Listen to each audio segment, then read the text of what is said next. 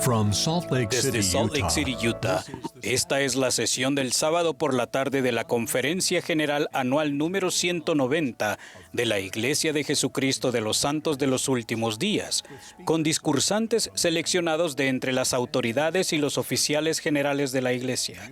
La música para esta sesión está a cargo del coro del Tabernáculo de la Manzana del Templo. Esta transmisión es un servicio público de Bonneville Distribution.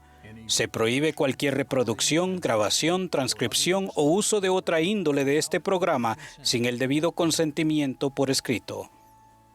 El presidente Henry B. Eyring, segundo consejero de la primera presidencia de la Iglesia, dirigirá esta sesión.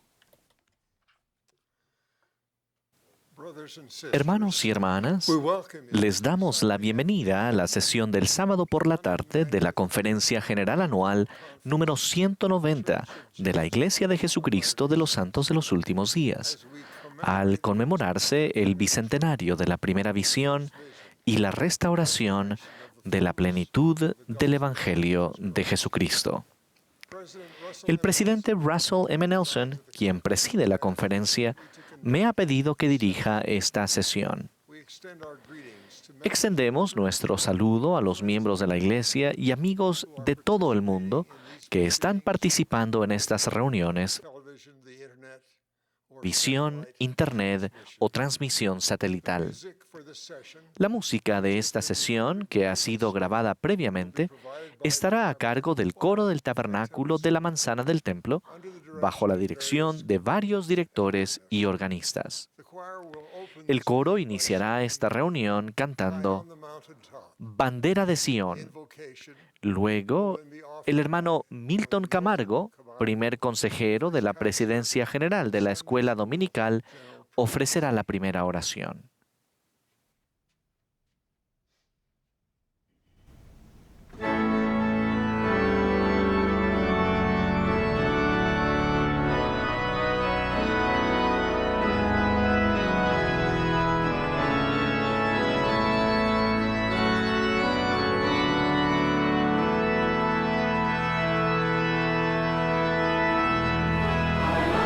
Mountains over valleys and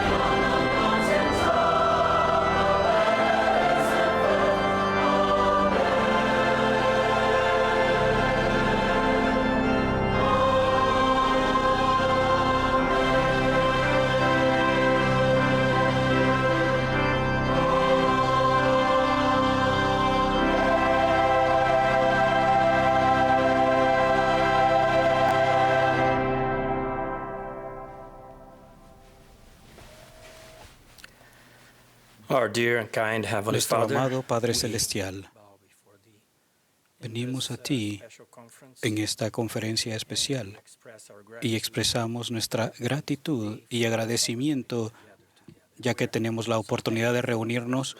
Agradecemos por la restauración del sacerdocio en nuestras vidas y las bendiciones que disfrutamos debido a dicho sacerdocio, las ordenanzas y convenios que hemos hecho, especialmente dentro del templo. Agradecemos a la restauración de tu iglesia, porque somos dirigidos por profetas, videntes y reveladores. También estamos muy agradecidos, Padre, por la bendición que tenemos del don del Espíritu Santo y por la bendición de aprender de parte de ti a través de dicho Espíritu en nuestra vida. También pedimos una bendición en esta sesión y en toda la conferencia para que podamos aprender lo que escuchamos y sentimos a través del Espíritu Santo.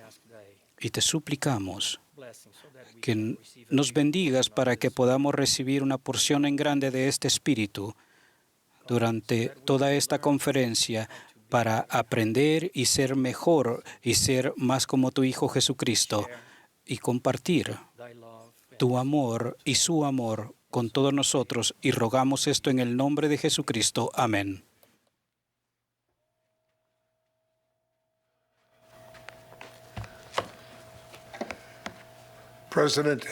El presidente Dallin H. Oaks presentará ahora a las autoridades generales, a los 70 de área y a los oficiales generales de la Iglesia para su voto de sostenimiento, tras lo cual el hermano Kevin R. Jergensen, director gerente del Departamento de Auditorías de la Iglesia, leerá el informe de auditoría.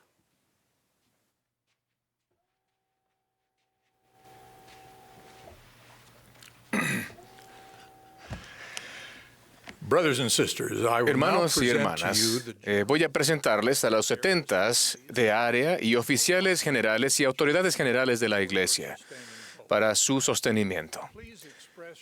Por favor, expresen su voto de la manera usual donde sea que se encuentren. Si hay algunos que se opongan a las propuestas, les pedimos que por favor contacten a sus presidentes de estaca.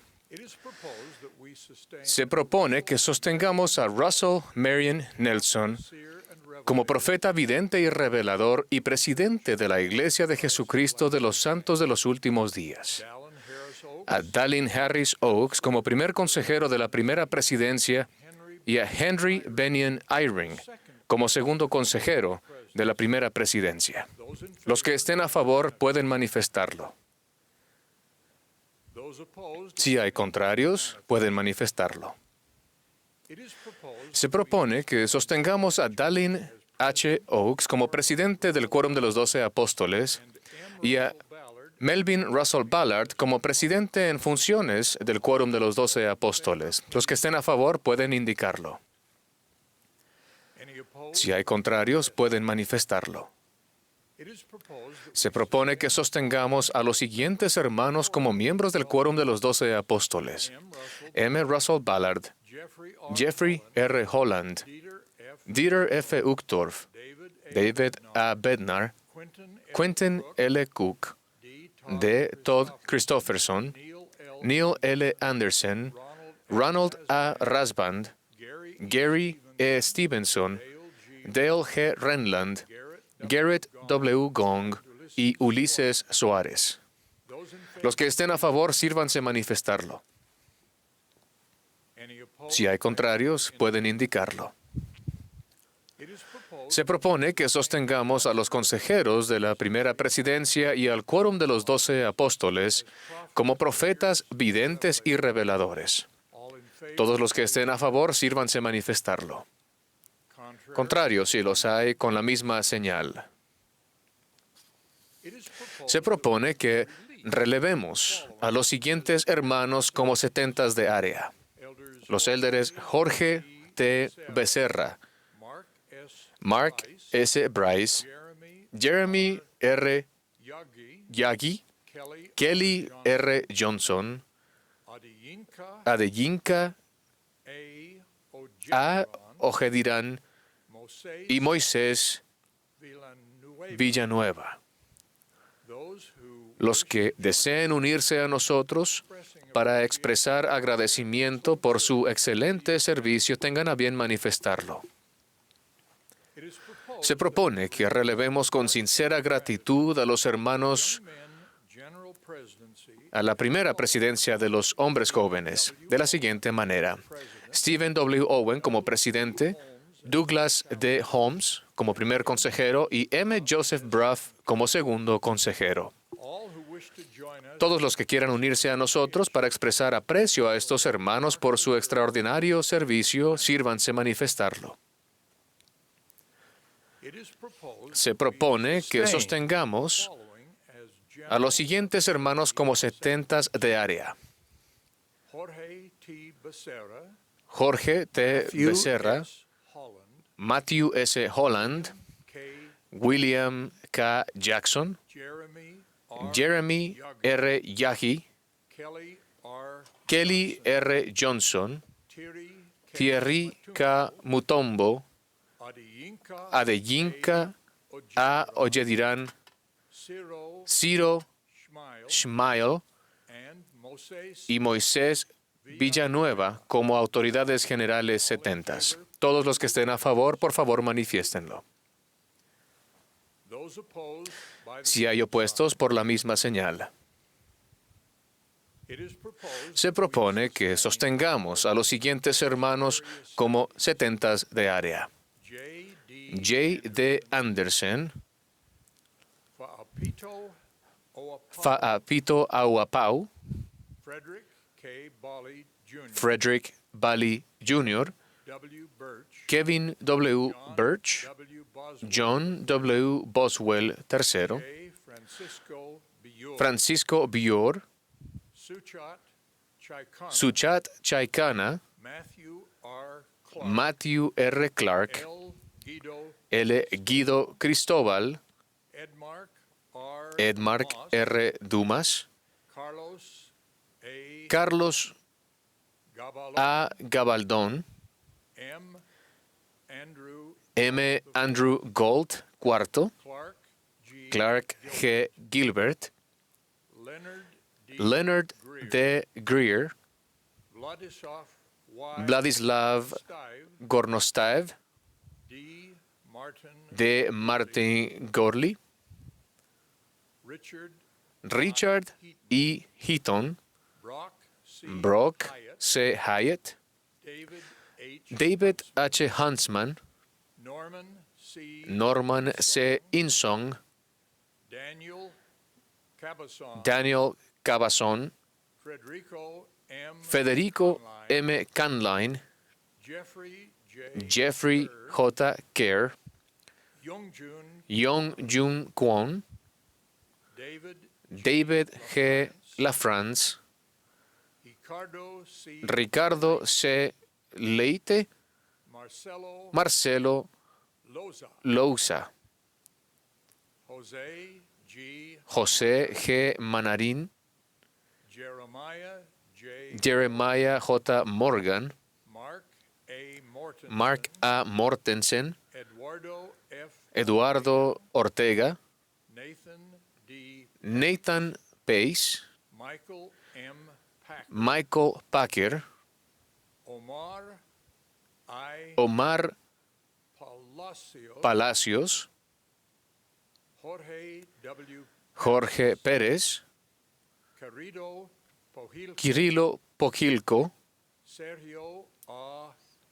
Sergio Poncio, Arthur Rascón,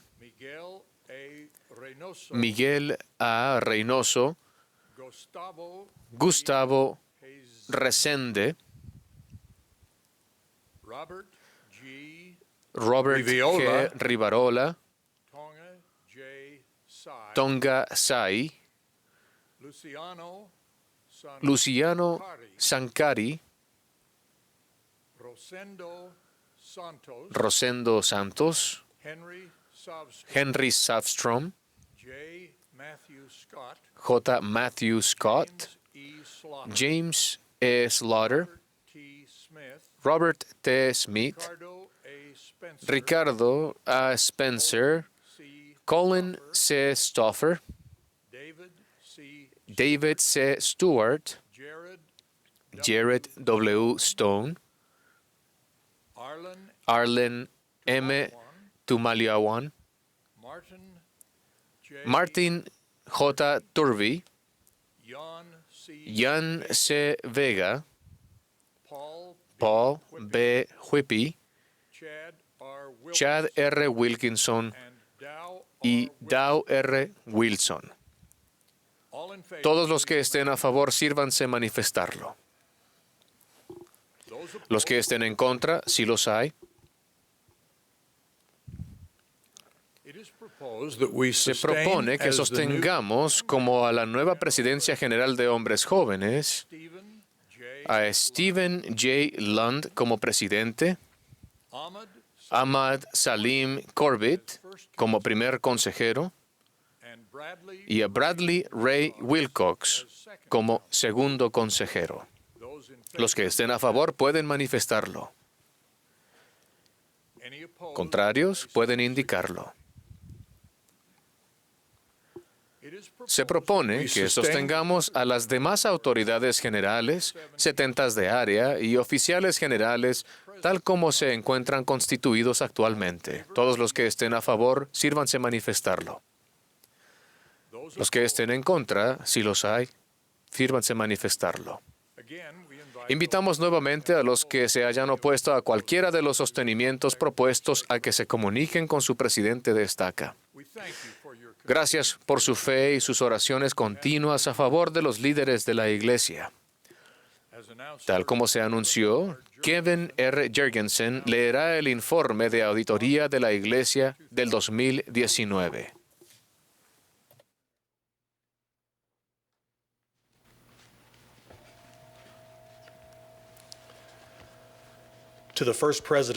A la primera presidencia de la Iglesia de Jesucristo de los Santos de los Últimos Días.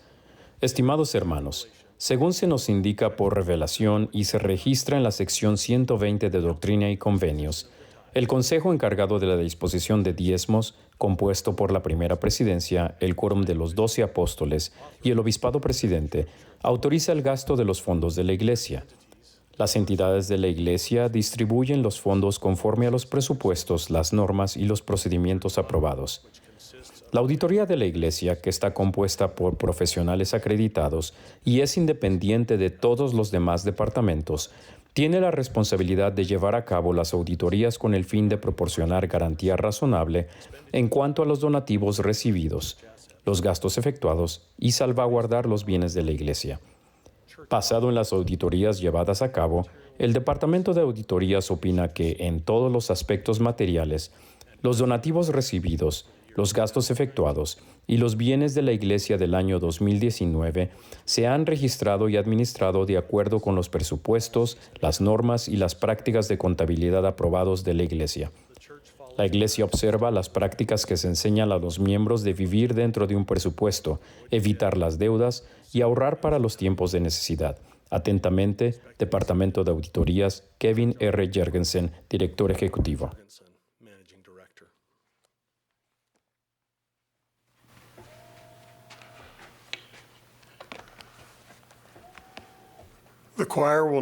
Ahora el coro nos complacerá con al leer las Escrituras.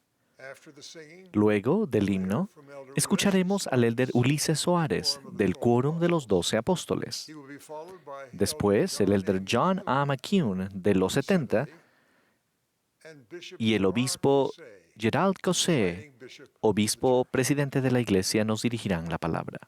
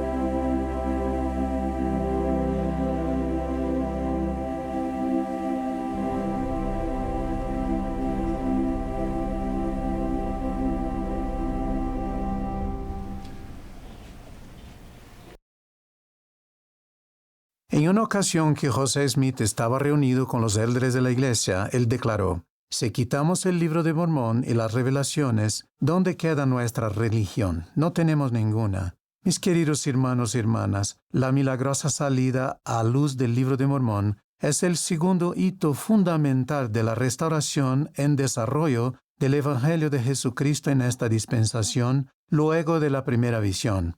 El libro de Mormón testifica del amor de Dios por sus hijos, del divino y desinteresado sacrificio expiatorio del Señor Jesucristo, y de su supremo ministerio entre los nefitas poco después de su resurrección.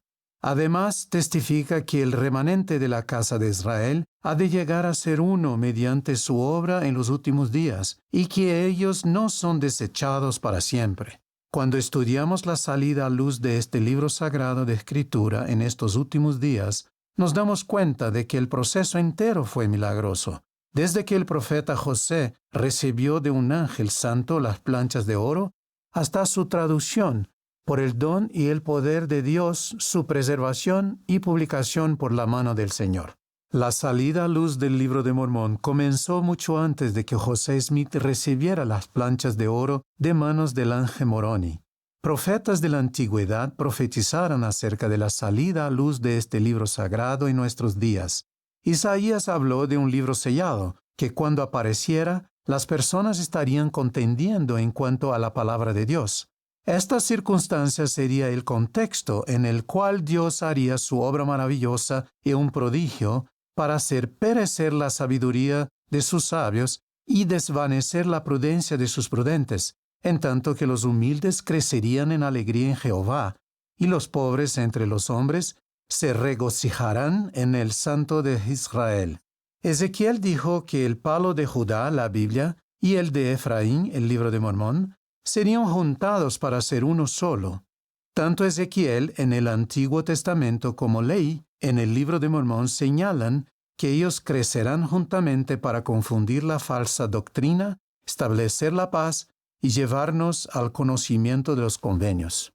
La noche del 21 de septiembre de 1823, 3 años y medio después de la primera visión, el ángel Moroni, quien fuera el último profeta de los nefitas en la antigua América, visitó a José en respuesta a sus sinceras oraciones. En sus visitas, que duraron toda la noche, Moroni le dijo a José que Dios tenía una obra maravillosa que él debía hacer: traducir y publicar al mundo las palabras de antiguos e inspirados profetas del continente americano. Al día siguiente, José fue a un lugar no muy alejado de su casa, donde varios siglos antes Moroni había enterrado las planchas hacia el final de su vida. Allí, José volvió a ver a Moroni, quien lo instruyó sobre cómo prepararse para recibir las planchas en un futuro. Durante 4 años, el 22 de septiembre de cada año, José recibió instrucciones adicionales de Moroni, quien le impartió conocimientos sobre cómo debía gobernarse el reino de Dios en los últimos días. Como parte de su preparación, otros ángeles de Dios visitaron a José, desplegando la majestuosidad y gloria de los acontecimientos que tendrían lugar en esta dispensación. Su matrimonio con Emma Hale en 1827 fue parte de su preparación. Ella desempeñó una función importante al ayudar al profeta a lo largo de su vida y ministerio. De hecho, en septiembre de 1827, Emma acompañó a José hasta el cerro donde estaban escondidas las planchas de oro, y allí lo esperó mientras el ángel Moroni se las entregaba en las manos de José. José recibió la promesa de que las planchas serían preservadas si él ponía todo su empeño por protegerlas hasta que fueran devueltas a Moroni. Queridos compañeros en el Evangelio, muchos de los descubrimientos de hoy en día se producen durante una excavación arqueológica o incluso por accidente durante una construcción. En cambio, un ángel guió a José Smith hasta las planchas. Esa circunstancia en sí misma fue un milagro. El proceso de la traducción del Libro de Mormón fue también un milagro. Este antiguo registro sagrado no fue traducido del modo tradicional, que un erudito traduciría un texto antiguo, es decir, estudiando ese idioma antiguo.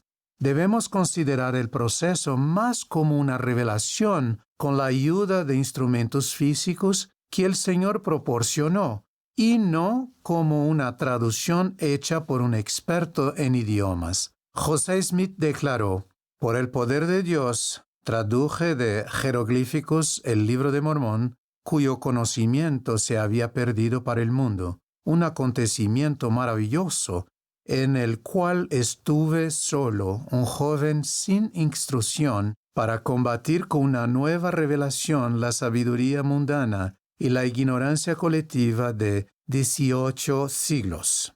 La ayuda del Señor en la traducción de las planchas, o mejor dicho, en la revelación de ellas, también se vuelve evidente al considerar el milagro del corto tiempo que le tomó a José Smith traducirlas.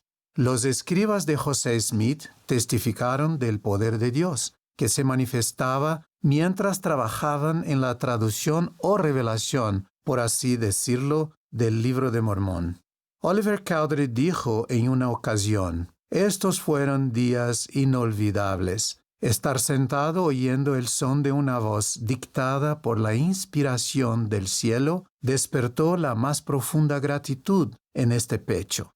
Día tras día yo continuaba escribiendo las palabras de su boca, sin interrupción, según él traducía el Libro de Mormón. Las fuentes históricas nos revelan que desde el momento en que José Smith obtuvo las planchas en 1827, se hicieron intentos para robárselas. Él señaló que se hicieron los más tenaces esfuerzos por privarme de ellas y que se recurrió a cuanta estratagema se pudo inventar para realizar este propósito. Finalmente, José y Emma se vieron obligados a mudarse de Manchester, Nueva York, a Harmony, Pensilvania, a fin de encontrar un lugar seguro para continuar con el trabajo de traducción, lejos de populachos y personas que querían robarle las planchas. Como indicó un historiador, así concluyó la primera y difícil etapa de la custodia de José sobre las planchas.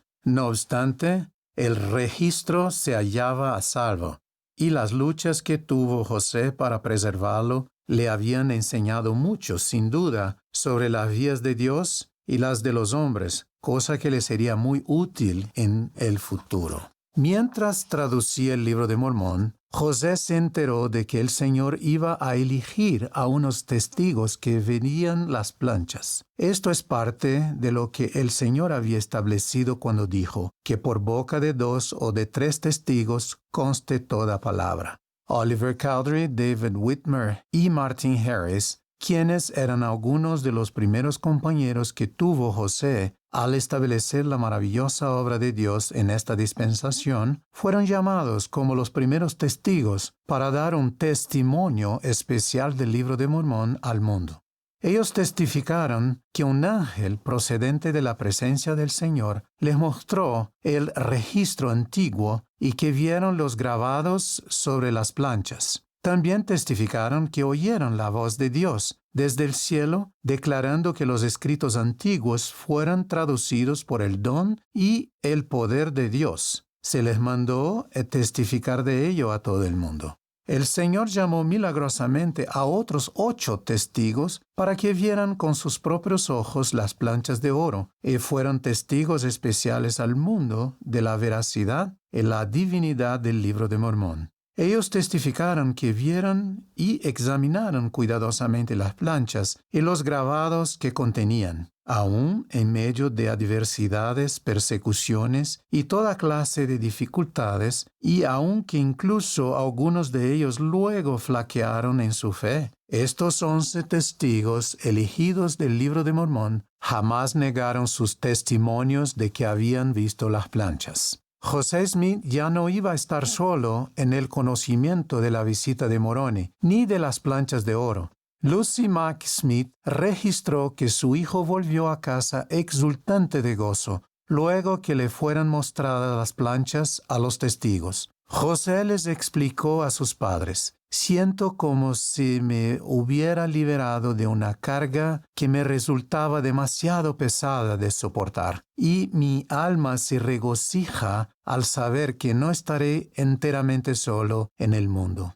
Una vez concluida la traducción, José Smith enfrentó mucha oposición para imprimir el Libro de Mormón. José pudo convencer a un impresor llamado Egbert B. Grandin de Palmyra, Nueva York, para que lo imprimiera, pero solo después de que Martin Harris, en un acto de gran fe y sacrificio, hipotecara su granja en garantía por los costos de la impresión. Debido en parte a la continua oposición que siguió después de la publicación del Libro de Mormón, Martin Harris fielmente vendió 61 hectáreas de su granja para pagar los costos de la publicación. En una revelación que recibió José Smith, el Señor mandó a Martin Harris a no codiciar sus propios bienes y pagar el costo de la impresión del libro que contenía la verdad y la palabra de Dios. En marzo de 1830 se publicaron los primeros 5,000 ejemplares del Libro de Mormón y al día de hoy se han impreso más de 180 millones de ejemplares en más de un centenar de idiomas. Los hechos históricos y los testigos especiales del Libro de Mormón testifican que su salida a luz fue realmente milagrosa. No obstante, el poder de este libro no radica solo en su magnífica historia, sino en su mensaje poderoso y sin igual que ha cambiado innumerables vidas, entre ellas la mía. Yo leí por primera vez todo el Libro de Mormón cuando era un joven alumno del seminario. Por recomendación de mis maestros, comencé a leerlo desde sus páginas introductorias. Aún resuena en mi mente la promesa que se encuentra en las primeras páginas del libro de meditar en el corazón y luego preguntar a Dios con fe, en el nombre de Cristo, si el libro es verdadero.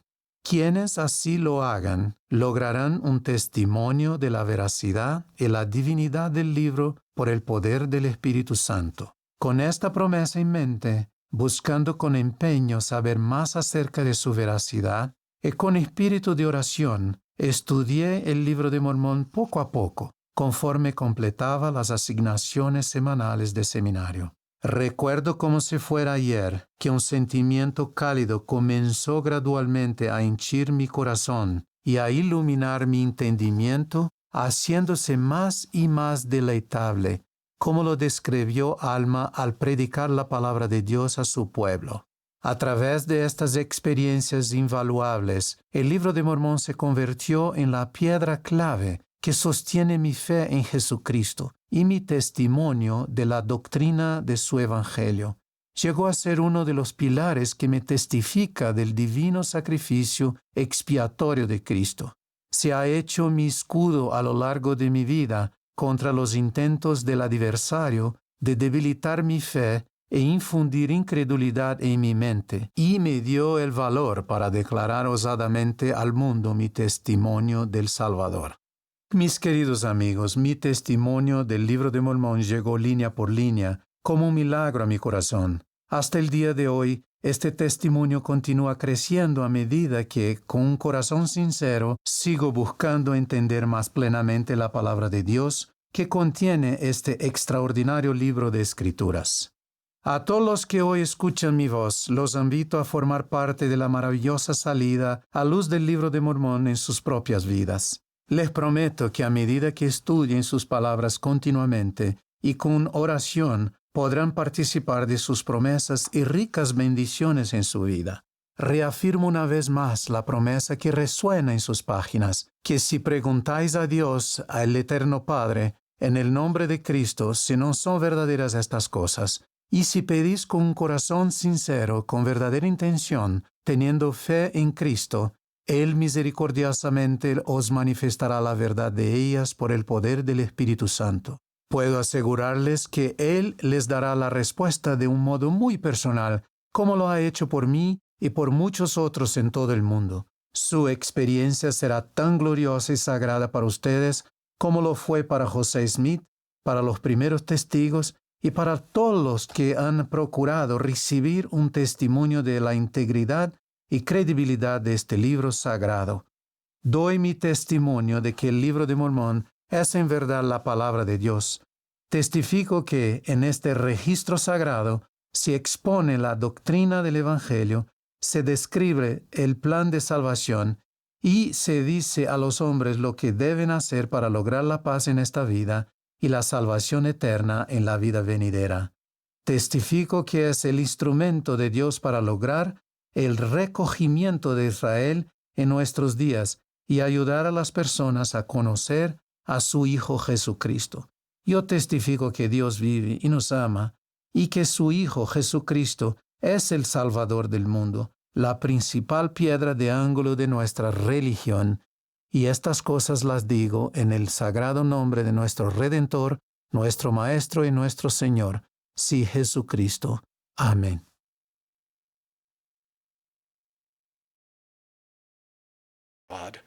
I testify that this sacred record puts forth the doctrines of the gospel, outlines the plan of salvation, and tells men what they must do to gain peace in this life and eternal salvation in the life to come. I testify that the Book of Mormon is God's instrument to bring about the gathering of Israel in our day and to help people to come to know His Son, Jesus Christ. I testify that God lives and loves us, and His Son, Jesus Christ, is the Savior of the world, the chief cornerstone of our religion. I say these things in the sacred name of our Redeemer, our Master, and our Lord, even Jesus Christ. Amen. Amen.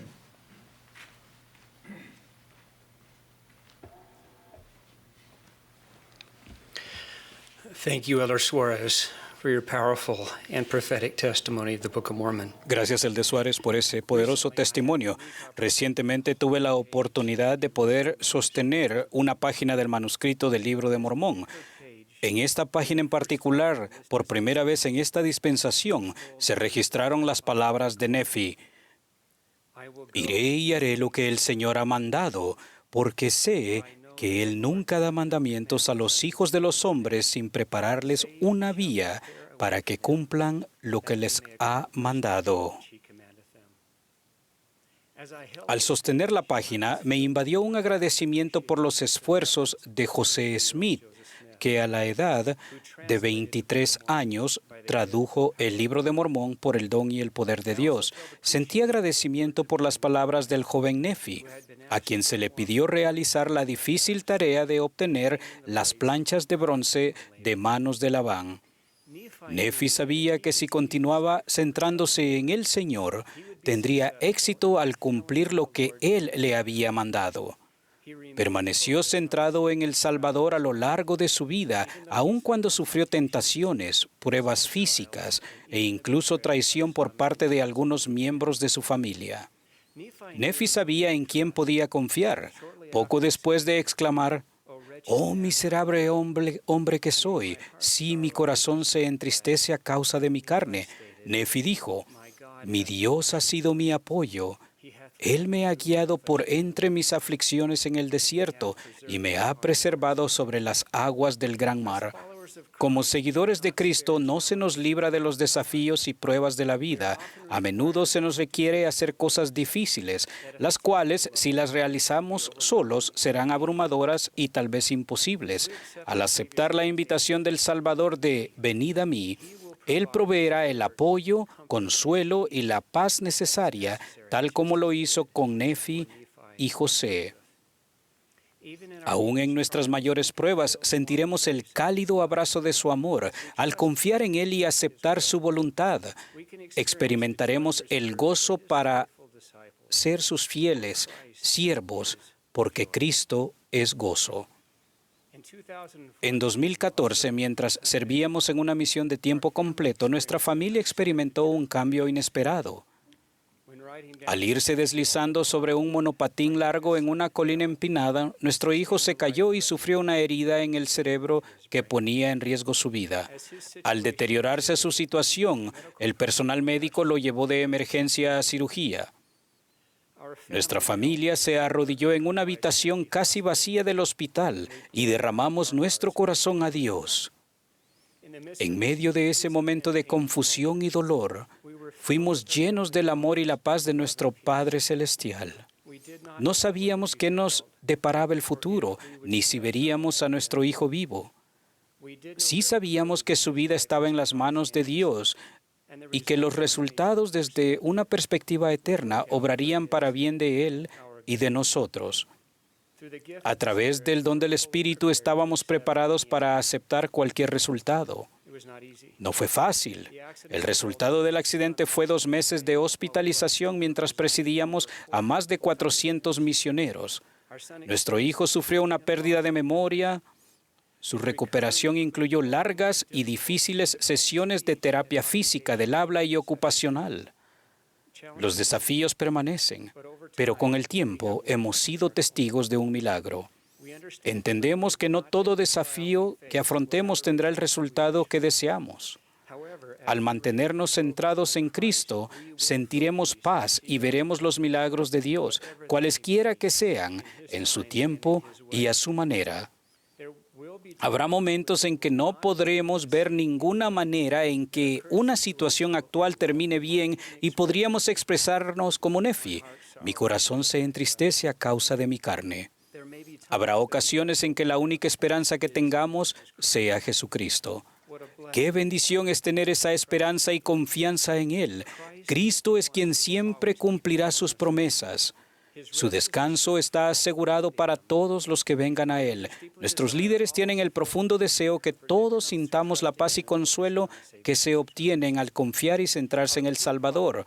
El presidente Russell M. Nelson ha estado comunicando la visión del Señor para el mundo y los miembros de la Iglesia.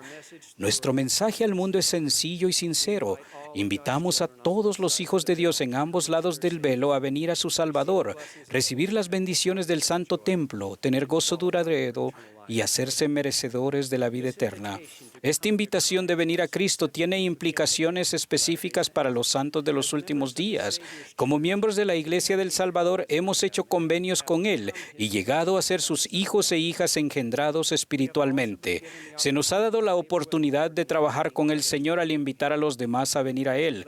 Al obrar con Cristo, nuestros más profundos y centrados esfuerzos deben ser dentro de nuestro hogar. Habrá momentos en que los miembros de la familia o amigos afrontarán desafíos. Las voces del mundo y tal vez sus deseos causarán que duden de la verdad. Debemos hacer todo lo que podamos para ayudarles a sentir tanto el amor del Salvador como el nuestro. Me viene a la mente el versículo de las Escrituras que se ha convertido en nuestro himno Amad a otros, que enseña: por esto sabrán que sois discípulos míos, si os amáis unos a otros. Al amar a los que dudan de la verdad, el enemigo de todo gozo podría tratar de hacernos sentir que traicionamos a los que amamos si nosotros continuamos viviendo la plenitud del Evangelio y enseñamos sus verdades. El ejemplo que demos por medio de nuestro compromiso personal de permanecer en la senda de los convenios determinará en gran medida nuestra capacidad para ayudar a los demás a venir a Cristo o regresar a Él. Ahora, si nuestro deseo es rescatar a los que amamos, nosotros debemos permanecer firmes con Cristo al aceptar su iglesia y plenitud de su evangelio. Regresando a la historia de Nefi, sabemos que la inclinación de Nefi de confiar en el Señor fue influenciada por la tendencia de sus padres a confiar en el Señor y por el ejemplo de ellos de guardar sus convenios. Esto se ejemplifica de una manera en la visión de Leí del árbol de la vida. Después de participar del dulce y gozoso fruto, Leí dirigió la mirada en derredor por si acaso descubría a su familia. Vio a Saría, a Sam y a Nefi parados como si no supieran a dónde ir. Leí luego relata: les hice señas y también les dije en voz alta que vinieran hacia mí y participaran de aquel fruto. Tomen en cuenta que Leí no se apartó del árbol de la vida. Él se quedó espiritualmente con el Señor e invitó a su familia a llegar a donde él estaba para participar del fruto. El adversario invitará a algunos a alejarse del Evangelio al separar las enseñanzas de Cristo de su iglesia. Él quiere que creamos que podemos permanecer firmes en la senda de los convenios por nuestra cuenta, valiéndonos de nuestra espiritualidad, independientes de su iglesia. La iglesia de Cristo fue restaurada a fin de ayudar a los hijos del convenio de Cristo a permanecer en su senda. En Doctrina y Convenios leemos: «He aquí, esta es mi doctrina. Quienes se arrepienten y vienen a mí, tales son mi iglesia». A través de la Iglesia de Cristo somos fortalecidos por medio de nuestras experiencias como comunidad de santos. Escuchamos su voz de profetas, videntes y reveladores. Y lo más importante, mediante su Iglesia se nos brinda todas las bendiciones de la expiación de Cristo, las cuales solo pueden hacerse realidad al participar en ordenanzas sagradas. La Iglesia de Jesucristo de los Santos de los Últimos Días es la Iglesia de Cristo, restaurada en los últimos días para el beneficio de todos los hijos de Dios. Doy testimonio que si venimos a Cristo y vivimos como santos de los últimos días, seremos bendecidos con su amor, gozo y paz. Como Nefi, podemos realizar cosas difíciles y ayudar a otros a hacer lo mismo porque sabemos en quién confiar. Cristo es nuestra luz, vida y salvación. En el nombre de Jesucristo. Amén.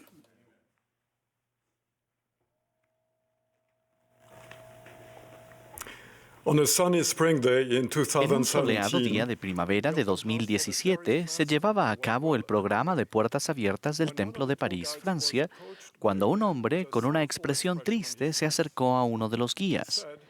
Dijo que vivía al lado del templo y reconoció que se había opuesto rotundamente a su construcción.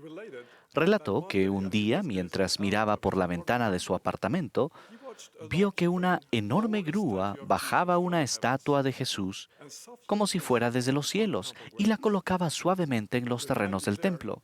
El hombre declaró que esa experiencia cambió por completo sus sentimientos hacia nuestra iglesia. Se dio cuenta de que éramos seguidores de Jesucristo y rogó nuestro perdón por el daño anterior que podría haber causado.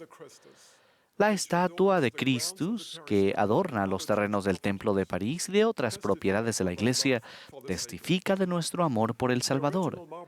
La estatua original de mármol es obra del artista danés Bertel Thorvaldsen, quien la esculpió en 1820, el mismo año que ocurrió la primera visión. La estatua se destaca en marcado contraste con la mayoría de las representaciones artísticas de ese periodo, que en gran medida representan el sufrimiento de Cristo en la cruz. La obra de Thorvaldsen presenta al Cristo viviente, quien obtuvo la victoria sobre la muerte y que con brazos abiertos invita a todos a venir a Él. Solo las marcas de los clavos en sus manos y en sus pies y la herida en su costado dan testimonio de la indescriptible agonía que soportó para salvar a toda la humanidad. Quizás una razón por la que nosotros, los miembros de la Iglesia de Jesucristo de los Santos de los Últimos Días, admiramos esa estatua, es porque nos recuerda la descripción que se hace en el Libro de Mormón de la aparición del Salvador en el continente americano.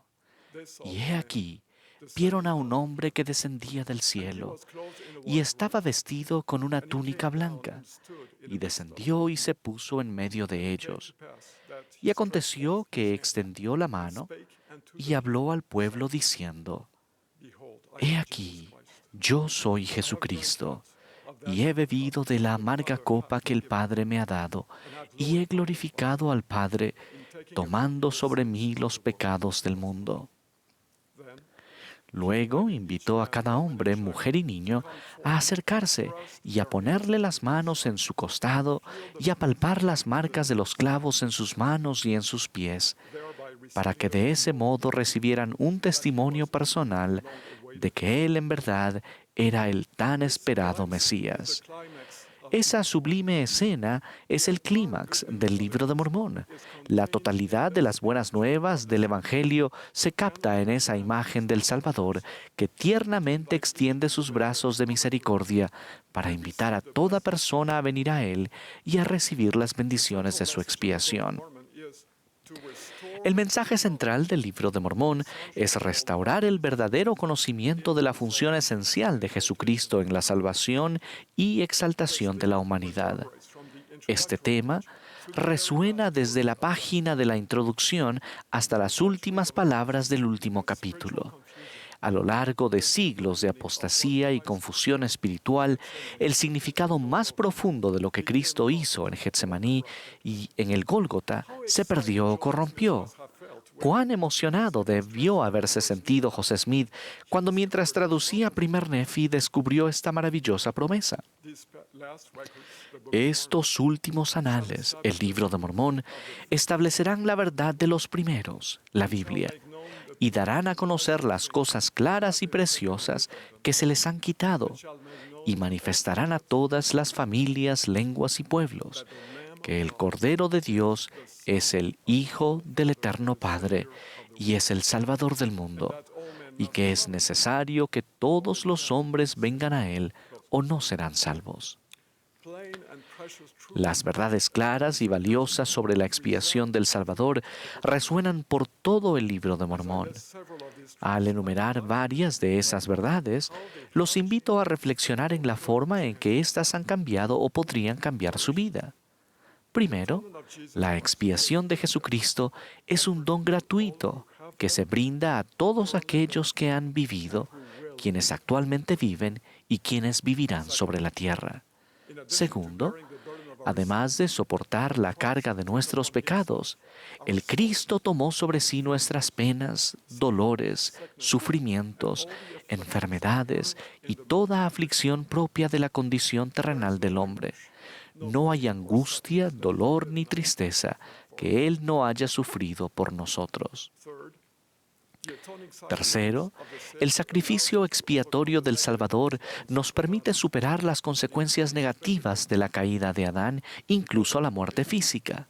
Gracias a Cristo, todos los hijos de Dios nacidos en esta tierra, independientemente de su rectitud, experimentarán la reunión de su espíritu y su cuerpo mediante el poder de la resurrección y regresarán a Él para ser juzgados según sus obras.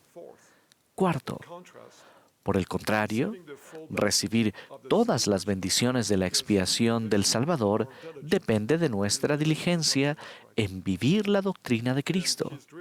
En su sueño, Ley vio el sendero estrecho y angosto que conduce al árbol de la vida. Su fruto, que representa el amor de Dios manifestado mediante las sublimes bendiciones de la expiación de Cristo, es el más precioso y el más apetecible, y es el más grande de todos los dones de Dios.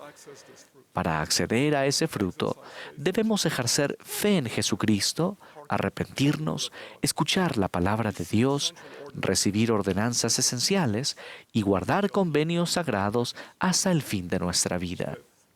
Quinto, mediante su expiación, Jesucristo no solo nos limpia del pecado, sino que también proporciona el poder habilitador mediante el cual sus discípulos pueden despojarse del hombre natural, progresar línea por línea y aumentar en santidad, a fin de que un día se conviertan en seres perfectos a la imagen de Cristo, dignos de vivir de nuevo con Dios y heredar todas las bendiciones del reino de los cielos.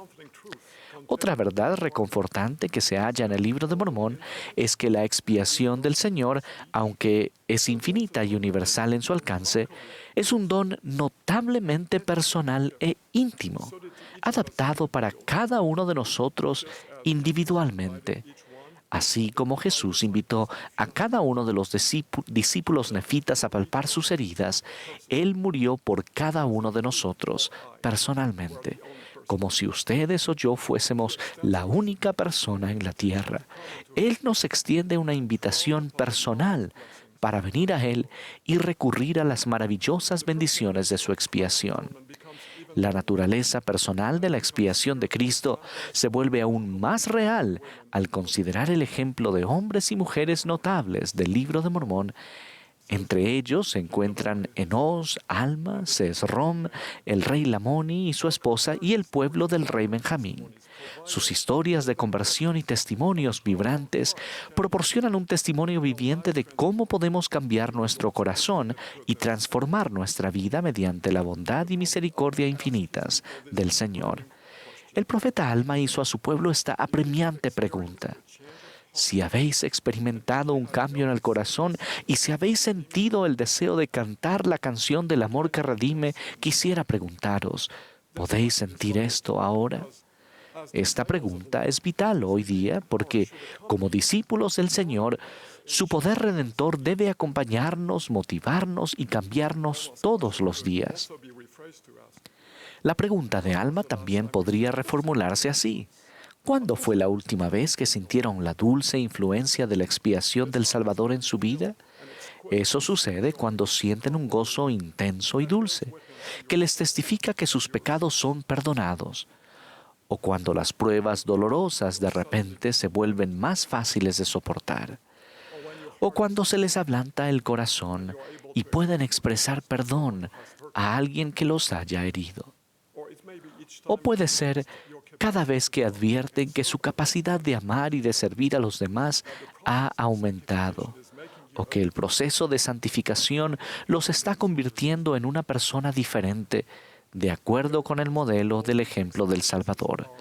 Doy testimonio de que todas estas experiencias son reales y que son evidencias de que las vidas pueden cambiar mediante la fe en Jesucristo y su expiación. El libro de Mormón aclara y expande nuestro conocimiento de este don supremo. A medida que estudien este libro, escucharán la voz del Cristo viviente que los invita a venir a Él. Les prometo que si aceptan esta invitación y modelan su vida de acuerdo con el ejemplo de Él, recibirán su influencia redentora. Mediante el poder del Espíritu Santo, el Salvador los transformará día tras día hasta el día perfecto, en que, tal como Él declaró, verán mi faz y sabrán que yo soy. En el nombre de Jesucristo. Amén.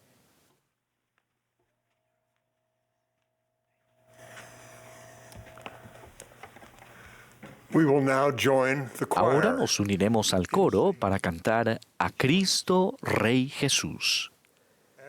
Después del himno, escucharemos del elder Dale G. Renland del Quórum de los 12 Apóstoles. Le seguirá el elder Benjamín M. Z. Tai de los 70.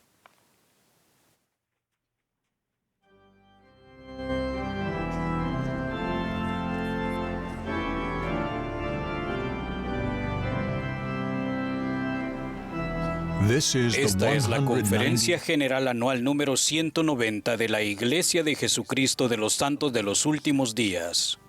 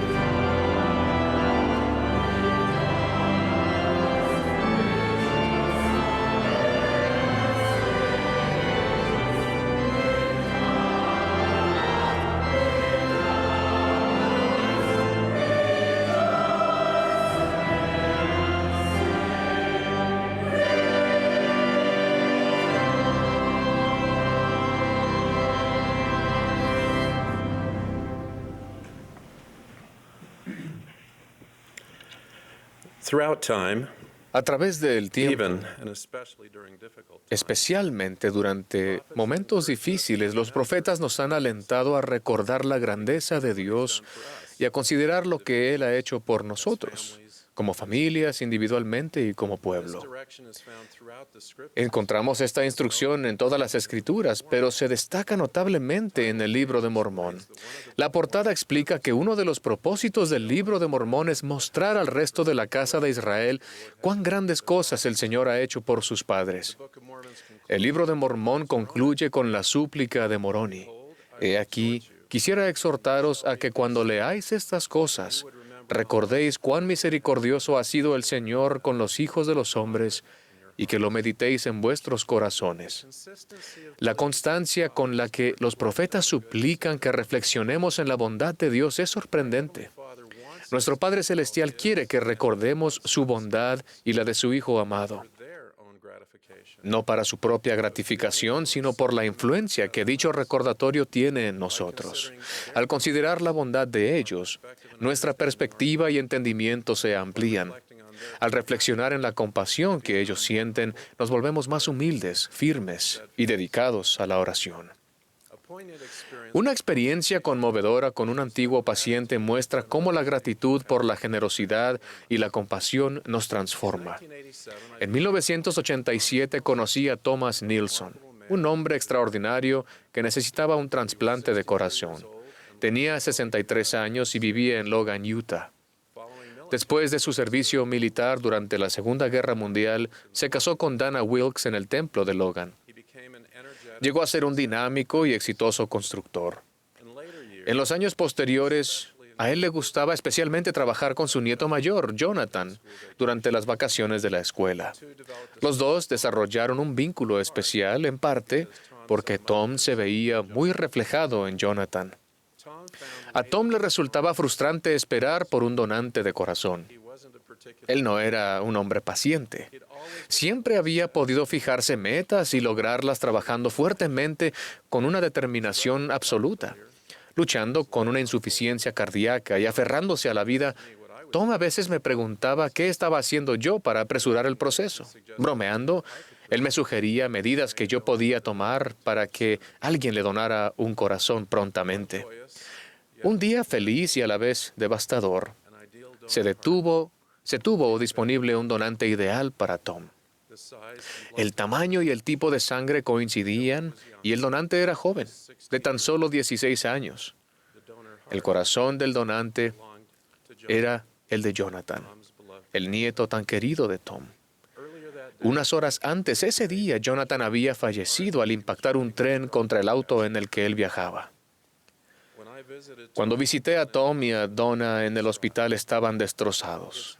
Es difícil imaginar por lo que estaban pasando, sabiendo que la vida de Tom podría alargarse si se usaba el corazón de su nieto. Al principio se negaron a considerar el ofrecimiento del corazón que le hacían los afligidos padres de Jonathan, su hija y su yerno.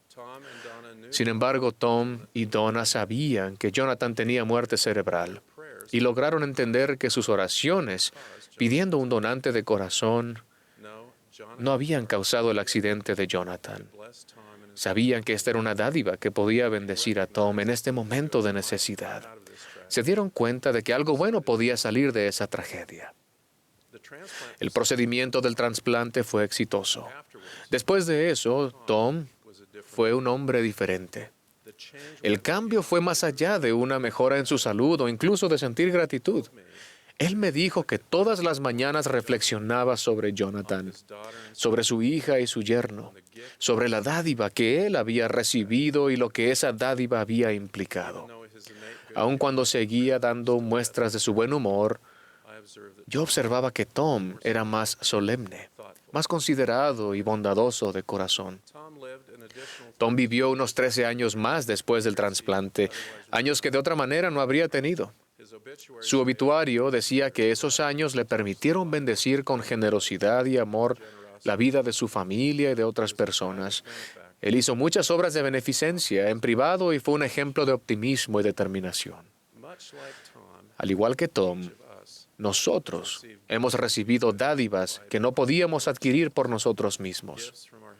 dones de nuestro Padre Celestial y de su Hijo, incluyendo la redención por medio del sacrificio expiatorio de Jesucristo. Hemos recibido vida en este mundo.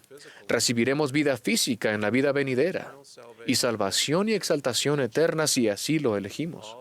Todo gracias a nuestro Padre Celestial y a Jesucristo. Cada vez que utilizamos o nos beneficiamos o incluso pensamos en estos dones, deberíamos considerar el sacrificio, la generosidad y la compasión de quienes nos los han brindado. Sentir reverencia por los dadores hace más que volvernos agradecidos. Reflexionar en sus dones puede transformarnos. Una transformación extraordinaria fue la de Alma hijo.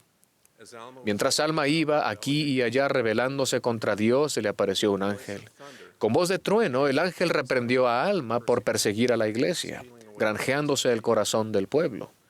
El ángel añadió esta admonición: Ve y recuerda la cautividad de tus padres, y recuerda cuán grandes cosas Dios ha hecho por ellos.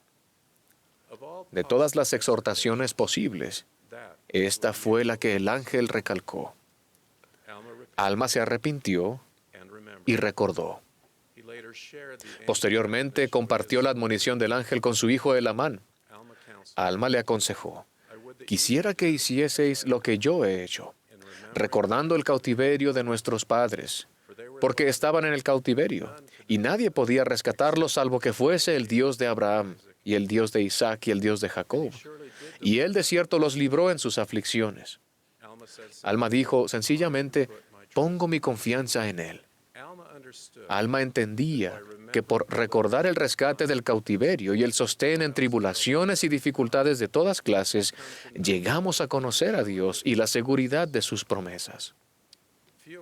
Pocos de nosotros hemos tenido una experiencia tan dramática como la de Alma. Sin embargo, nuestra transformación puede ser igual de profunda. El Salvador prometió desde tiempos antiguos: y os daré un corazón nuevo, y pondré un espíritu nuevo dentro de vosotros, y quitaré el corazón de piedra, y os daré un corazón de carne. Y pondré dentro de vosotros mi espíritu, y vosotros seréis mi pueblo, y yo seré vuestro Dios. El Salvador resucitado dijo a los nefitas cómo empezaría la transformación. Él identificó una característica fundamental en el plan de nuestro Padre cuando dijo: Y mi Padre me envió para que fuese levantado sobre la cruz, y que después de ser levantado sobre la cruz pudiese atraer a mí mismo a todos los hombres. Y por esta razón he sido levantado. Por consiguiente, de acuerdo con el poder del Padre, atraeré a mí mismo a todos los hombres. ¿Qué se requiere para ser atraídos al Salvador? Consideren la sujeción de Jesucristo a la voluntad de su Padre, su victoria sobre la muerte, cómo tomó sobre sí los pecados y errores de ustedes, cómo recibió el poder del Padre para interceder por ustedes y la redención definitiva que Él hace de ustedes. ¿No son estas cosas suficientes para ser atraídos a Él? Para mí lo son. Jesucristo espera con los brazos abiertos, con la esperanza y disposición de sanarnos, perdonarnos, limpiarnos, fortalecernos, purificarnos y santificarnos, a ustedes y a mí. Estas verdades deben darnos un corazón nuevo e impulsarnos a elegir seguir el Padre y a Jesucristo. Sin embargo, aún un corazón nuevo puede estar muy propenso a desviarse y desechar al Dios que amamos. Para luchar contra esta tendencia debemos considerar todos los días los dones que hemos recibido y lo que estos conllevan. El rey Benjamín aconsejó: quisiera que recordaseis y retuvieseis siempre en vuestra memoria la grandeza de Dios y su bondad y longanimidad para con vosotros. Si lo hacemos, calificamos para las bendiciones del cielo. Reflexionar sobre la bondad y misericordia de Dios nos ayuda a llegar a ser más receptivos espiritualmente. A su vez, una mayor sensibilidad espiritual nos permite conocer la verdad por el poder del Espíritu. Esto incluye un testimonio de la veracidad del Libro de Mormón, saber que Jesús es el Cristo, nuestro Salvador personal, y aceptar que su Evangelio ha sido restaurado en estos últimos días. Cuando recordamos la grandeza de nuestro Padre Celestial y de Jesucristo y lo que han hecho por nosotros, no dejaremos de apreciarlos. Así como Tom no dejó de apreciar el corazón de Jonathan. De una manera feliz y reverente, Tom recordó cada día la tragedia que le prolongó la vida. En medio de la emoción de saber que podemos ser salvos y exaltados, debemos recordar que la salvación y la exaltación se pagó a un alto precio. Podemos ser felices y reverentes al reconocer que sin Jesucristo estamos condenados, pero con Él podemos recibir el don mayor que el Padre puede dar. De hecho, esta reverencia nos ayuda a disfrutar la promesa de vida eterna en esta vida. Y finalmente, vida eterna, sí, gloria inmortal en el mundo venidero. Cuando consideramos la bondad de nuestro Padre Celestial y de Jesucristo, nuestra confianza en ellos aumenta. Cambian nuestras oraciones porque sabemos que Dios es nuestro Padre y que somos sus hijos. No buscamos cambiar su voluntad, sino alinear nuestra voluntad con la suya y asegurar bendiciones que Él nos quiere dar, siempre y cuando las pidamos. Anhelamos ser más mansos, más puros, firmes, más como Cristo. Estos cambios nos hacen dignos de más bendiciones celestiales. Al reconocer que toda buena cosa viene de Jesucristo, nos comunicaremos más eficazmente con otros en cuanto a nuestra fe. Tendremos valor cuando afrontemos tareas y circunstancias aparentemente imposibles. Fortaleceremos nuestra resolución de guardar los convenios que hemos hecho de seguir al Salvador. Seremos llenos del amor de Dios. Querremos socorrer a los necesitados sin juzgarlos. Amaremos a nuestros hijos y los criaremos en rectitud.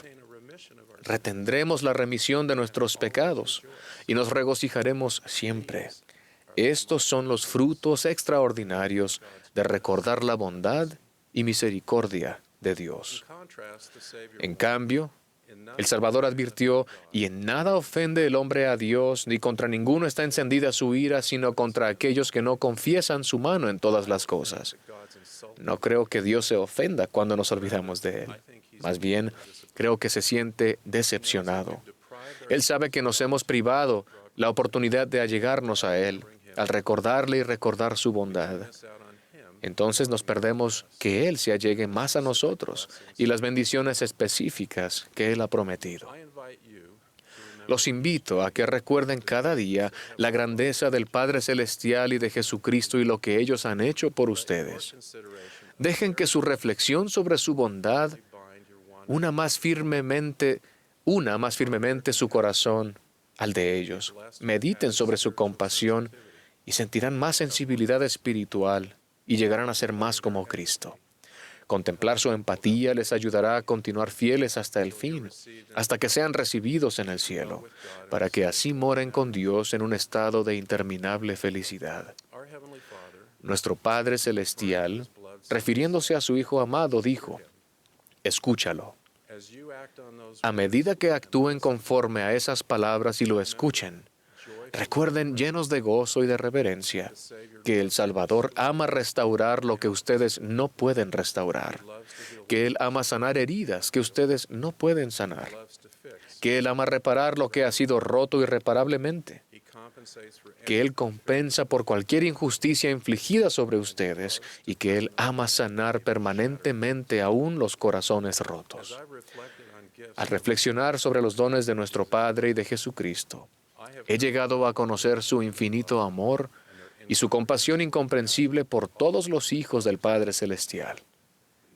Este conocimiento me ha cambiado la vida y los cambiará a ustedes también. En el nombre de Jesucristo. Amén.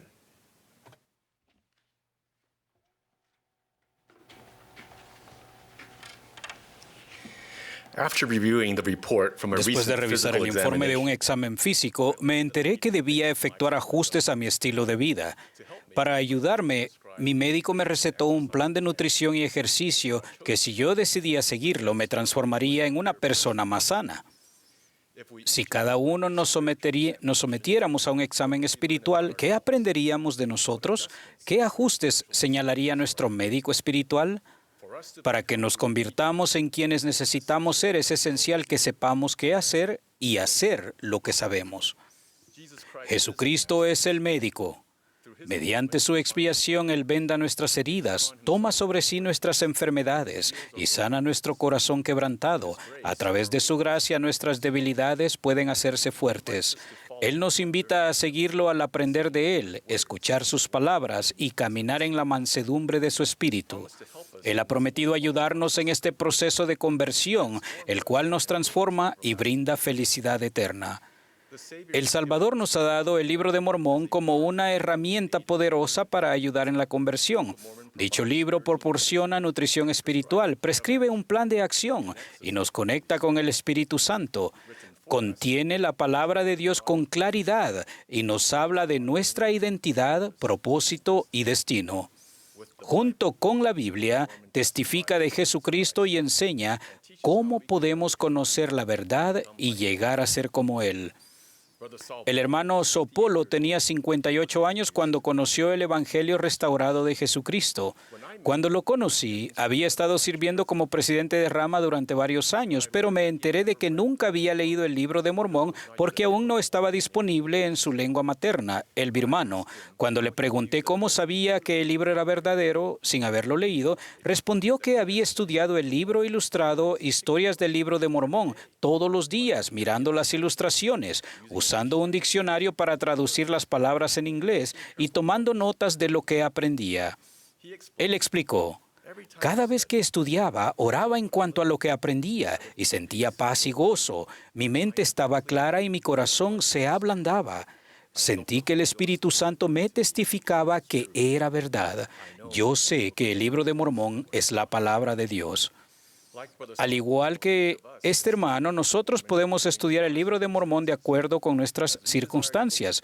Cuando deseamos creer y meditar en sus enseñanzas, podemos preguntarle a Dios con fe si las enseñanzas son verdaderas. Si somos sinceros en nuestro deseo de saber y tenemos una verdadera intención de actuar, Él nos responderá a través del Espíritu Santo. Es a través del poder del Espíritu Santo que conoceremos la verdad de todas las cosas. Cuando obtenemos un testimonio del Libro de Mormón, sabremos por el mismo poder que Jesucristo es el Salvador del mundo, que José Smith es su profeta y que la Iglesia de Jesucristo de los Santos de los Últimos Días es su iglesia restaurada. Cuando era joven y comenzaba mi servicio misional, abordé un avión que se dirigía a Australia, sintiéndome muy solo, ansioso e inadecuado, pero habiéndome comprometido a servir, necesitaba seguridad de que lo que creía era verdad. Oré y leí las Escrituras con ahínco, pero a medida que avanzaba el vuelo, mis dudas se intensificaban y mi estado físico se deterioraba. Después de esforzarme durante varias horas, un azafato vino por el pasillo y se detuvo junto a mi asiento. Tomó de mis manos el Libro de Mormón que yo estaba leyendo. Miró la portada y dijo, «Este es un gran libro». Me devolvió el libro y siguió caminando. Nunca más lo volví a ver. Mientras sus palabras resonaban en mis oídos, escuché y sentí en mi corazón, «Estoy aquí y sé dónde estás. Haz lo mejor que puedas, porque yo me encargaré del resto». En ese avión sobre el Océano Pacífico, recibí un testimonio a través de mi estudio del Libro de Mormón y los susurros del Espíritu Santo de que mi Salvador sabía quién era yo y que el Evangelio era verdadero. El elder David A. Bednar enseñó, el saber que el Evangelio es verdadero es la esencia de un testimonio. El ser constantemente fieles al Evangelio es la esencia de la conversión. La conversión requiere que seamos hacedores de la palabra y no tan solamente oidores. El plan de acción del Señor para nosotros, la doctrina de Cristo, se enseña con la mayor claridad en el Libro de Mormón. Este plan incluye, primero, ejercer fe en Jesucristo al confiar en Él, guardar sus mandamientos y saber que Él nos ayudará. Segundo, arrepentirnos a diario de nuestras faltas y experimentar gozo y paz cuando Él nos perdona. El arrepentimiento requiere que perdonemos a los demás y nos ayuda a avanzar. El Salvador ha prometido perdonarnos tantas veces como nos arrepintamos. Tercero, hacer y guardar convenios con Dios a través de ordenanzas como el bautismo. Esto nos mantendrá en la senda de los convenios que conduce a Él. Cuarto, recibir el don del Espíritu Santo. Este nos permite tener la compañía constante de aquel que nos santifica, consuela y guía. Quinto, perseverar hasta el fin al seguir adelante con firmeza mientras nos deleitamos en la palabra de Cristo. Al deleitarnos en el Libro de Mormón y aferrarnos a sus enseñanzas, podemos vencer las tentaciones y recibir guía y protección durante toda la vida. Al poner en práctica la doctrina de Cristo en nuestra vida, venceremos la inercia que impide el cambio y el miedo que frustra la acción. Recibiremos revelación personal, ya que el Espíritu Santo os mostrará todas las cosas que debéis hacer, y las palabras de Cristo os dirán todas las cosas que debéis hacer. Durante 20 años, el hermano Juan Yun Kong luchó contra el alcohol, los cigarrillos y el juego compulsivo. Cuando supo acerca de Jesucristo y su evangelio restaurado, el hermano Juan quiso cambiar por el bien de su joven familia. Su mayor desafío era el tabaco. Era un fumador empedernido y trató de dejarlo muchas veces sin éxito. Un día, estas palabras del Libro de Mormón se quedaron en su mente. Con un corazón sincero, con verdadera intención. Aunque sus intentos anteriores habían fracasado, sintió que tal vez podría cambiar con la ayuda del Padre Celestial y Jesucristo. Los misioneros unieron su fe a la de él y proveyeron un plan de acción de estrategias prácticas, junto con fuertes dosis de oración y estudio de la palabra de Dios. Con sinceridad y verdadera intención, el hermano Juan actuó con fiel determinación y descubrió que al concentrarse más en los nuevos hábitos que deseaba desarrollar, tal como estudiar el Libro de Mormón, se centraba menos en los hábitos que quería perder. Al recordar su experiencia de hace 15 años, comentó: "No recuerdo cuándo dejé de fumar, pero a medida que me esforzaba cada día por hacer las cosas que sabía que debía hacer para invitar al Espíritu del Señor a mi vida, y al continuar haciéndolas, dejaron de atraerme los cigarrillos, y nunca más lo hicieron". Al poner en práctica las enseñanzas del Libro de Mormón, la vida del hermano Juan se ha transformado y él se ha convertido en un mejor esposo y padre. El presidente Russell M. Nelson prometió: "Si cada día estudian el Libro de Mormón con espíritu de oración, cada día tomarán mejores decisiones. Les prometo que cuando mediten en lo que estudien, se abrirán las ventanas de los cielos y recibirán respuestas a sus preguntas y dirección para su vida. Les prometo que si cada día se sumergen en el Libro de Mormón, estarán vacunados contra los males de esta época, incluso la plaga de la pornografía y otras adicciones que entumecen la mente". Queridos amigos, el Libro de Mormón es la palabra de Dios y nos acercaremos más a él si lo estudiamos. Al experimentar con sus palabras, obtendremos un testimonio de su veracidad. Conforme vivamos constantemente de acuerdo con sus enseñanzas, dejaremos de tener deseos de hacer lo malo. Nuestro corazón, semblante y naturaleza serán transformados para volvernos más semejantes al Salvador. Comparto mi testimonio de que Jesús es el Cristo, nuestro Salvador, Redentor y amigo. En el nombre de Jesucristo. Amén.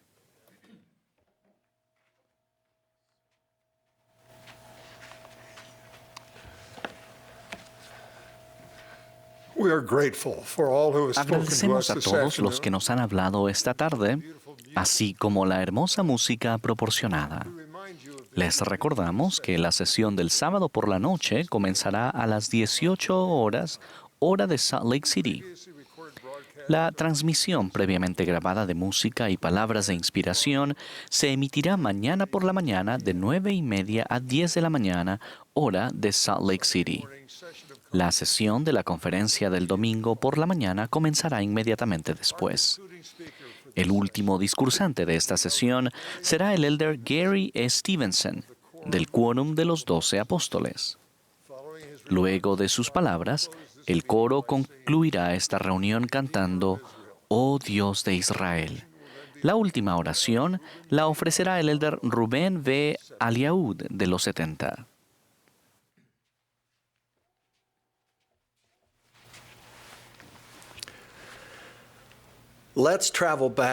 Remontémonos a la calurosa tarde del 24 de julio de 1847, alrededor de las 2 de la tarde, luego de un difícil viaje de 111 días y con 148 miembros de la iglesia que formaban el primer grupo en dirigirse hacia el oeste. Brigham Young, el entonces presidente del Quórum de los 12 Apóstoles, enfermo y débil a causa de la fiebre propia de las montañas, entró en el valle del lago Salado. 2 días más tarde, mientras se recuperaba de su enfermedad, Brigham Young dirigió a varios miembros del Quórum de los 12 y a otras personas en una expedición con el fin de explorar. William Clayton lo registró así. A unos 1.200 metros al norte del campamento, llegamos a una hermosa meseta, llana e inclinada ligeramente hacia el oeste. Mientras inspeccionaba el lugar con el grupo, Brigham Young se detuvo de repente y golpeó con su bastón la tierra exclamando: «Aquí estará el templo de nuestro Dios». Uno de sus acompañantes era el elder Wilford Woodruff, quien dijo que esa declaración lo atravesó como un relámpago y clavó una rama en la tierra para marcar la huella que dejó el bastón del presidente Young. Se escogieron unas 16 hectáreas para el templo y se decidió que la ciudad debía construirse formando un cuadrado perfecto al norte y al sur, al este y al oeste, y que el templo debía ocupar el lugar central. En la Conferencia General de abril de 1851, los miembros de la Iglesia votaron unánimemente para sostener la moción de construir un templo en el nombre del Señor. 2 años más tarde, el 14 de febrero de 1853, Heber C. Kimball dedicó ese lugar en una ceremonia pública a la que asistieron varios miles de santos y se dio la primera palada de los cimientos del templo.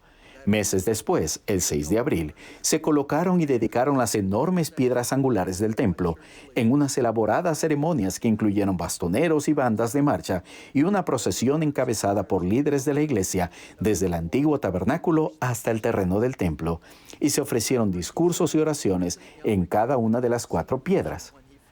En la ceremonia de la palada inicial, el presidente Young recordó que había tenido una visión al pisar por primera vez ese lugar, cuando inspeccionaban el terreno del valle, y declaró: «Supe entonces, así como sé ahora, que este era el terreno en el que se debía erigir un templo. El lugar se encontraba ante mí». 10 años después, Brigham Young hizo la siguiente declaración profética durante la Conferencia General de octubre de 1863. «Quiero ver el templo edificado de manera que resista durante todo el milenio. Este no será el único templo que construyamos. Habrá cientos de templos edificados y dedicados al Señor. Este templo será conocido como el primer templo edificado en las montañas por los santos de los últimos días. Quiero que ese templo se erija como un orgulloso monumento a la fe, la perseverancia y la laboriosidad de los santos de Dios en las montañas». Unos años más tarde, en la Conferencia General, Brigham Young reiteró: «Hemos comenzado un templo que quiero que resista 1000 años cuando la tierra repose». Al repasar este breve relato, me maravilla la evidencia de Brigham Young. En primer lugar, al asegurarse de que, en la medida de lo posible y con los métodos de construcción disponibles en esa época y lugar, el templo de Salt Lake se construyera de forma que pudiera resistir durante todo el milenio. Y, en segundo lugar, al profetizar acerca de la proliferación de futuros templos en todo el mundo, incluso por centenares. Al igual que Brigham Young, nuestros profetas actuales inspeccionan el templo de Salt Lake y al resto de los templos con mucho cuidado. A lo largo de los años, la primera presidencia ha deliberado en consejo, ocasionalmente con el obispado presidente, para asegurarse de que los cimientos del templo de Salt Lake sean sólidos. Cuando yo prestaba servicio en el obispado presidente, a petición de la primera presidencia, hicimos una inspección general de las instalaciones del templo de Salt Lake, que incluía una evaluación de los últimos avances en las técnicas de diseño y construcción antisísmicas. Estas son partes de la evaluación que se presentó en aquel entonces a la primera presidencia. En el diseño y la construcción del templo de Salt Lake se utilizaron los mejores recursos de ingeniería, mano de obra especializada, materiales de construcción, mobiliario y otros recursos disponibles de esa época. Desde su dedicación en 1893, el templo ha permanecido firme y ha constituido un emblema de fe y esperanza y una luz para las personas. Se ha tenido sumo cuidado en manejar, limpiar y mantener el templo en buenas condiciones. El exterior de granito y los travesaños y las vigas de soporte del suelo interior se encuentran en buen estado. Hay estudios recientes que confirman que el lugar escogido por Brigham Young para el templo tiene un suelo muy bueno y cualidades de compactación excelentes. Como conclusión, La evaluación determinaba que se necesitaban reparaciones y mejoras habituales para renovar y actualizar el templo, incluso la cubierta exterior y las áreas superficiales, los sistemas obsoletos de servicios públicos y las zonas del bautisterio. No obstante, se recomendó también que se considerara una mejora antisísmica más exhaustiva, que debía realizarse empezando en los cimientos del templo y hacia arriba. Como recordarán, el presidente Brigham Young participó personalmente y con gran detalle en la construcción de los cimientos originales del templo, que han sido de gran utilidad para este desde su finalización hace 127 años. El nuevo paquete de mejoras antisísmicas propuesto para el templo utilizaría una tecnología de aislamiento de la base, algo que no se podía imaginar en el momento de su construcción. Se considera que estas mejoras representan la ingeniería más novedosa y avanzada para la protección contra terremotos. Esta tecnología de desarrollo reciente comienza en los mismos cimientos del templo y aporta una sólida defensa contra daños en un terremoto. Básicamente, refuerza estructuralmente el templo para que se mantenga firme, aunque el terreno y su entorno se vean sometidos a un terremoto impactante.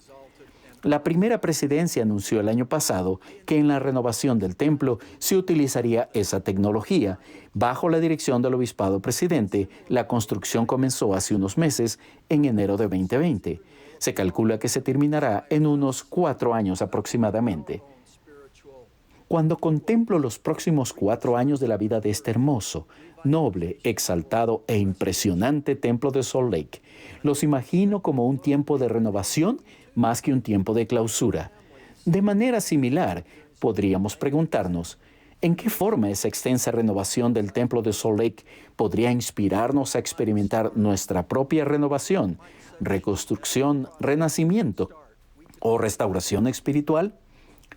Una mirada introspectiva podría revelar que también nosotros y nuestras familias podríamos beneficiarnos de realizar una labor necesaria de mantenimiento y renovación, e incluso mejoras antisísmicas. Podríamos iniciar ese proceso preguntándonos, ¿cómo son mis cimientos? ¿Cuáles son los componentes de las piedras angulares de paredes gruesas y estables y sólidas que forman parte de mis cimientos personales en los que se apoya mi testimonio? ¿Cuáles son los elementos fundacionales de mi carácter espiritual y emocional que nos permitan a mí y a mi familia permanecer firmes e inamovibles e incluso resistir los impactantes y tumultuosos terremotos que con certeza tendrán lugar en nuestra vida? Los acontecimientos similares a un terremoto suelen ser difíciles de predecir y se presentan en distintos niveles de intensidad. Batallar contra preguntas o dudas, afrontar la aflicción o la adversidad, o esforzarse por superar ofensas personales relacionadas con líderes, miembros, doctrina o normas de la Iglesia. La mejor defensa contra todo ello se encuentra en nuestros cimientos espirituales. ¿Cuáles podrían ser las piedras angulares espirituales de nuestra vida personal y familiar? Quizás sean los principios simples, sencillos y preciados de vivir el Evangelio. La oración familiar, el estudio de las Escrituras, la asistencia al templo, el libro de Mormón y el aprendizaje del Evangelio por medio de Ven, sígueme y la noche de hogar. Otros recursos útiles para reforzar sus cimientos espirituales podrían incluir los artículos de fe, la proclamación sobre la familia y el Cristo viviente. Para mí, los principios incluidos en las preguntas que se analizan como parte de la obtención de una recomendación para el templo constituyen una sólida base para un cimiento espiritual. En particular, las primeras 4 preguntas. Las considero piedras angulares espirituales. Obviamente, estamos familiarizados con esas preguntas que el presidente Russell M. Nelson nos leyó una por una en la última conferencia general. 1. ¿Tiene fe en Dios el Eterno Padre, en su Hijo Jesucristo y en el Espíritu Santo, y tiene un testimonio de ellos? 2. ¿Tiene un testimonio de la expiación de Jesucristo y de la función que Él tiene como Salvador y Redentor? 3. ¿Tiene un testimonio de la restauración del Evangelio de Jesucristo? 4, apoya al presidente de la Iglesia de Jesucristo de los Santos de los Últimos Días como el profeta, vidente y revelador, y lo reconoce como la única persona sobre la tierra autorizada para ejercer todas las llaves del sacerdocio? ¿Pueden ver cómo podrían considerar que estas preguntas son elementos valiosos para sus cimientos personales que sirvan de ayuda para edificarlos y reforzarlos? Pablo enseñó a los efesios acerca de una iglesia edificada sobre el fundamento de los apóstoles y profetas, siendo la principal piedra del ángulo Jesucristo mismo, en quien todo el edificio, bien coordinado, va creciendo para ser un templo santo en el Señor. Uno de los mayores gozos de mi vida es poder conocer a miembros de la iglesia de todo el mundo que son ejemplos vivientes de la fe en Jesucristo y en su Evangelio, y sentirme inspirado por ellos. Han establecido cimientos personales sólidos que les permiten resistir, con una comprensión constante y un gozo profundo y perdurable, los terremotos que han sacudido su vida. Para reflejar esto de una manera más personal, hace poco hablé en el funeral de una hermosa, enérgica y joven esposa y madre que también era amiga de nuestra familia. Ella era una decidida jugadora de fútbol de primera división cuando conoció y se casó a su esposo, quien estudiaba odontología. Fueron bendecidos con una hermosa y precoz hija. Ella se enfrentó valientemente a varios tipos de cáncer durante 6 difíciles años. A pesar de la aflicción emocional y física que siempre estaba presente en su vida, ella confiaba en su amoroso Padre Celestial y, con frecuencia, muchos de sus seguidores en las redes sociales citaban una frase por la que era muy conocida: Dios está en los detalles. En una de sus publicaciones en las redes sociales, escribió que alguien le había preguntado: ¿cómo puedes seguir teniendo fe con todo el dolor que te rodea? Ella respondió firmemente con estas palabras: porque la fe es lo que me hace seguir adelante en estos oscuros momentos. Tener fe no significa que no te vaya a ocurrir nada malo. Tener fe me permite creer que de nuevo habrá luz, y esa luz será incluso más brillante porque he caminado a través de la oscuridad. Por mucha oscuridad que haya presenciado a lo largo de los años, he sido testigo de mucha más luz. He visto milagros, he sentido la presencia de ángeles, he sabido que mi Padre Celestial me sostenía. No hubiera experimentado nada de eso si la vida fuera fácil. Quizá desconozca el futuro de esta vida, pero no es así con mi fe. Si escojo no tener fe, estoy escogiendo caminar únicamente en la oscuridad, porque sin fe, lo único que queda es oscuridad. Su inquebrantable testimonio de fe en el Señor Jesucristo, en sus palabras y en sus actos, fue una inspiración para los demás. Aunque su cuerpo estaba débil, elevó a otros para que fueran más fuertes. Al igual que esta hermana, pienso en otros innumerables miembros de la iglesia, guerreros como ella, que caminan cada día con fe, esforzándose por ser discípulos verdaderos e inmutables de nuestro Salvador Jesucristo. Aprenden de Cristo, predican de Cristo y se esfuerzan por imitarlo. Ya sea que los días de su vida se encuentren sobre un terreno firme o movedizo, saben que sus cimientos son fuertes e inamovibles. Ellos son las maravillosas almas a quienes os promete vuestro defensor. Ellos son quienes entienden el profundo significado de la letra del himno: ¡qué firmes cimientos, oh santos de Dios!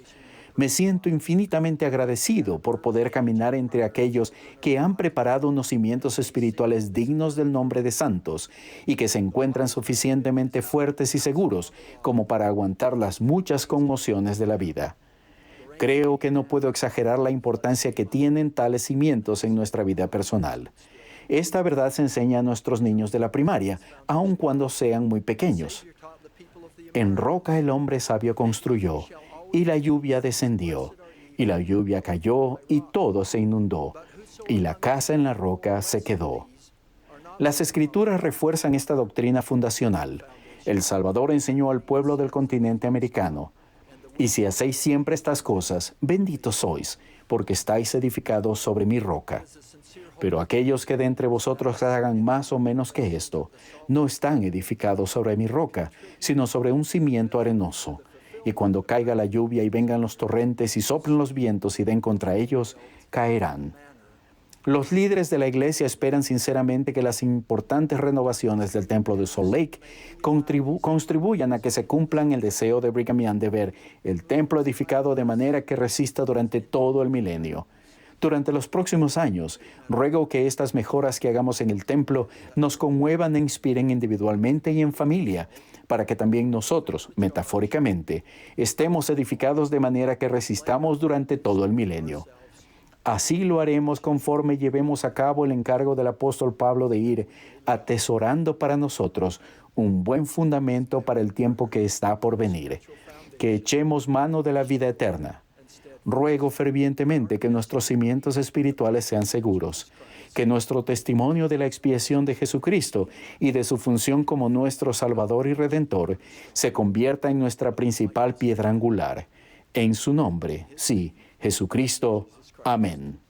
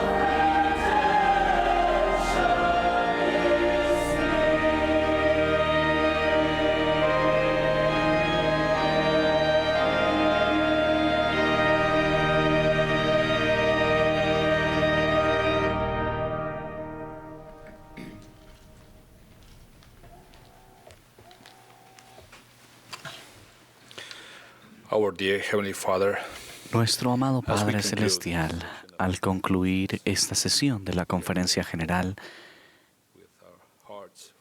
te damos gracias con el corazón lleno de gozo por las cosas que hemos oído y, más importante, por las cosas que hemos sentido. Al inicio de esta sesión, Pedimos que tu Espíritu estuviera con nosotros y que aprendiéramos. Y tú has respondido nuestra oración. Estamos muy agradecidos por aquellos que fueron relevados y que han sido llamados a tu servicio el día de hoy en esta conferencia. Rogamos que los bendigas a cada uno. Te damos gracias por vivir en esta época de desafíos y de días maravillosos. Época en que los cielos están abiertos otra vez. Sí, estamos agradecidos por una época en que profetas vivientes y reveladores han sido llamados para dirigir tu iglesia y a tu pueblo. Estamos tan agradecidos por el don del libro de Mormón, porque junto a la Biblia son una gran bendición en nuestra vida. Y ahora, Padre Celestial, te expresamos nuestro amor. Padre, te amamos tanto. Nuestro corazón, nuestras manos y nuestra voluntad están a tus pies. Ayúdanos a seguirte, al esforzarnos por vivir de una manera más santa y más elevada, al rededicar nuestra vida a ti, en el nombre de Cristo. Amén.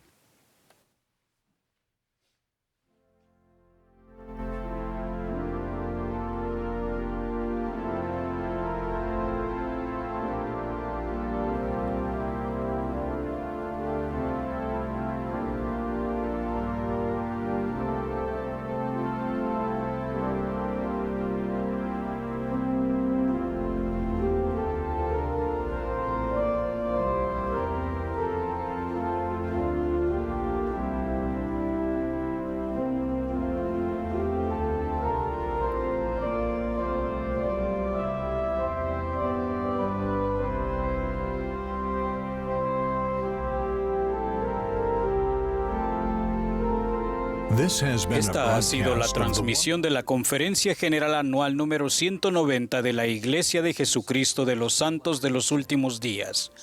Los discursantes fueron seleccionados de entre las autoridades y los oficiales generales de la Iglesia. La música para esta sesión estuvo a cargo del coro del Tabernáculo de la Manzana del Templo. Esta transmisión ha sido un servicio público de Bonneville Distribution. Se prohíbe cualquier reproducción, grabación, transcripción o uso de otra índole de este programa sin el debido consentimiento por escrito.